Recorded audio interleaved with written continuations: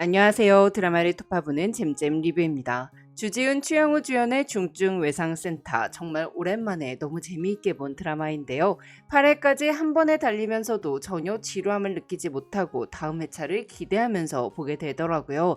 특히 방대한 양의 소설을 8부작 안에 담아내는 과정에서 군더더기 없이 각색한 극본이 참 좋았는데요. 원작 소설의 팬으로서 드라마에는 없지만 알면 재미있는 원작의 비하인드 8가지를 소개해 드릴게요. 그럼 바로 시작합니다.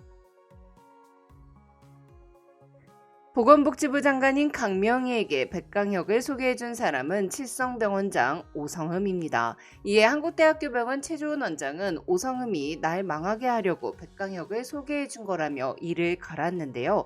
드라마에는 등장하지 않았지만 칠성병원장 오성흠은 백강혁과 어린 시절부터 연이 있었던 사람입니다. 백강혁은 눈을 비롯한 감각기가 지나치게 예민해서 어려서부터 남들은 알 수 없는 것들도 잡아낼 수 있었는데요. 어린 시절 강혁은 자신을 안아주는 할머니의 오른손이랑 왼손 힘이 다르고 오른쪽 얼굴이 평소랑 조금 다른 것을 알아챘습니다. 그래서 병원에 가보자고 떼를 썼죠. 이에 강혁의 아버지는 괜찮아 보이는데 뭐가 다르다는 거냐고 했고, 할머니는 돈 아깝게 무슨 병원이냐며 괜찮다고 강혁을 다독였어요.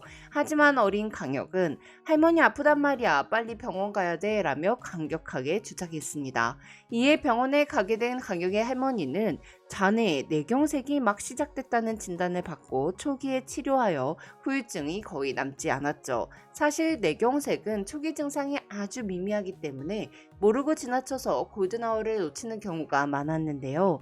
할머니의 주치의였던 칠성병원 신경외과 오성흠은 자신이 처음 환자를 봤을 때도 증상이 미미했는데 어린 강혁이 알아챈 것을 알고는 놀라며 강혁에게 재능이 있으니 공부 열심히 해서 의사가 되면 사람 참 많이 살리겠다라는 말을 해줍니다.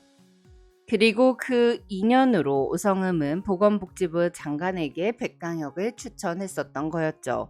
어린 백강혁은 20년 후 천재를 넘어 괴물 같기도 한 모습으로 미친 인턴으로 소문이 자자했는데요. 그의 더러운 성격은 차치하고 그가 사람 많이 살릴 놈인 건 분명하다는 사실은 모두 인정했습니다. 백강혁의 스승인 최윤석 교수는 천재를 가르치고 천재를 대가로 만들고 싶은 욕심에 무한대학교 병원에서 근무하게끔 만들기 위해 개인적으로 돈 수천을 썼을 정도였죠.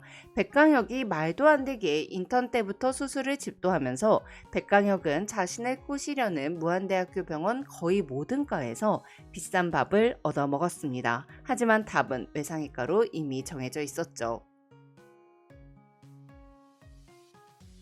한국대학교 의대 출신인 한유림은 지방의대인 무한대학교 출신 백강혁을 무시했습니다. 그렇게 실력이 좋으면서 왜 무한대학교를 갔냐며 비웃었는데요. 사실 백강혁은 한국대학교에도 합격했었습니다. 하지만 서울 상경은 꿈에도 꾸지 못하는 집안 상황이라 한국대학교 입학을 포기하고 전액 장학금에 생활비까지 지원해주는 무한대에 수석 입학하는 선택을 했죠. 백강혁은 교통사고를 당한 아버지가 골든아워를 놓쳐 사망하게 된 후 외상외과 의사가 되기로 결심했는데요. 이에 더불어 백강혁이 한국의 중증외상센터 시스템을 싹 다 뜯어고치고 싶다고 생각하게 된 계기는 드라마에는 등장하지 않은 백강혁의 외상외과 선배 주한 때문이었습니다. 강혁의 외상외과 선배인 주한은 인력 부족으로 어린 나이에 중증외상센터의 센터장이 되면서 가시밭길 같은 중증외상센터의 운영과 도움은커녕 해방을 놓는 기사들과 계속되는 소송으로 4년 만에 과로로 사망하게 됩니다. 이에 백강혁과 주한의 스승이었던 최윤섭 교수는 제자가 먼저 세상을 떠나버리자 백강혁에게 외상센터에 가봤자 명성도 없고 돈도 없고 좋은 소리도 못 들으니 외상센터에 가지 말고 그냥 평범하게 살라며 좌절하는 모습을 보이는데요. 이에 백강혁은 교수님과 주한 선배가 살린 환자가 남지 않았냐며 그 환자들은 두 분이 아니었으면 대부분 허무하게 죽었을 것이기에 주한 선배는 어린 나이에 가루로 죽었지만 마냥 괴롭지만은 않았을 거라며 최윤섭을 위로하죠. 환자가 남았다는 강육의 말은 이후 강육이 환자들을 살려낸 후 완치된 환자들과 사진을 찍는 습관으로 이어졌습니다. 이후 최윤석 교수는 앞으로는 중증외상센터에서 일하는 의료진이 주한이처럼 목숨을 잃지 않도록 중증외상센터의 제대로 된 시스템을 배워서 우리나라에 적용시킬 방법을 찾아보겠다며 영국으로 떠났어요. 한편 백강혁은 다양한 외상 환자를 보고 경험을 쌓기 위해 시리아로 떠나며 최고가 되어서 한국으로 돌아오겠다고 다짐합니다. 개인적으로 중증외상센터에서 가장 좋아하는 캐릭터 중 한 명인 한유림은 백강혁에게 애제자 양재원을 강탈당하면서 백강혁에 대해 깊은 빡침을 느끼고 있었습니다. 하지만 한유림은 심장이 파열된 자신의 딸을 백강혁이 살려내자 완전히 백강혁 라인으로 돌아섰죠. 거기다가 60중 추돌 사고가 난 이후부터 한유림은 정말 오랜만에 수술을 집도하고 남수단으로 떠난 백강혁의 자리를 대신해 나는 백강혁이다를 외치며 미친 실력을 보여줬어요. 이후 남수단에서 만난 최동주 선생이 노예 2호가 되고 나서 기조실장으로 승진한 한유림은 백강혁의 노예 3호가 됐습니다. 다만 백강혁보다 연장자인 한유림을 노예 3호라고 부를 순 없어서 조금 순화하여 노예들의 대장이라고 부르는 예우를 해주죠. 팀 백강혁은 대형 재난 현장에서도 빛을 발하며 사람들을 살려내는데요. 일본인들을 태운 관광버스가 태풍 때문에 사고가 났고 부상당한 다수의 일본인 관광객들을 백강혁이 살려내자 일본은 감사의 의미로 명예 국민증을 주고 싶다고 합니다. 하지만 백강혁은 그걸 받으면 독립운동을 하다 돌아가신 증조 할아버지를 죽어서 뵐 낯이 없어진다며 명예 국민증을 거절하고 대신 닥터액이 2대를 받아내죠. 드라마에서 양재원은 자신이 옷을 잘 입는다며 자랑을 했었는데요. 양재원에게 명품 옷을 사준 사람은 그의 부모님이었죠. 원작에서 양재원의 부모님에 대한 이야기가 등장하는 부분이 있어요.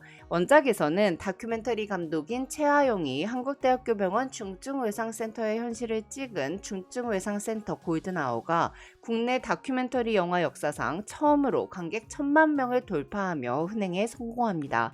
이 다큐멘터리는 의사들이 이렇게 힘들게 일하고 있습니다를 보여주기보단 중증외상센터의 당위성을 설명하는 데 중점을 두었는데요. 사실 매일매일이 영화보다 더 영화 같았기에 있는 그대로만 보여줘도 중증외상센터가 필요한 이유를 보여줄 수가 있었죠.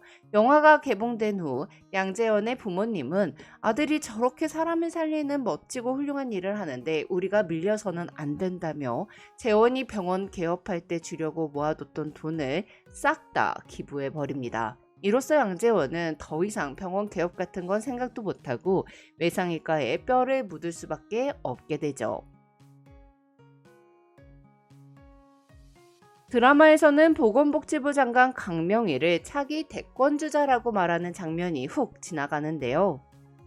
원작에서는 중증외상센터 지원에 힘을 실어줬던 제1야당 원내대표가 대통령이 되고 백강혁에게 보건복지부 장관이 되어달라고 청을 해요. 이에 백강혁은 1초도 고민하지 않고 저는 의사이고 제가 있어야 할 곳은 환자가 있는 곳이라며 대통령의 제안을 딱 잘라 거절합니다. 대신 백강혁은 한유림을 보건복지부 장관으로 추천하죠.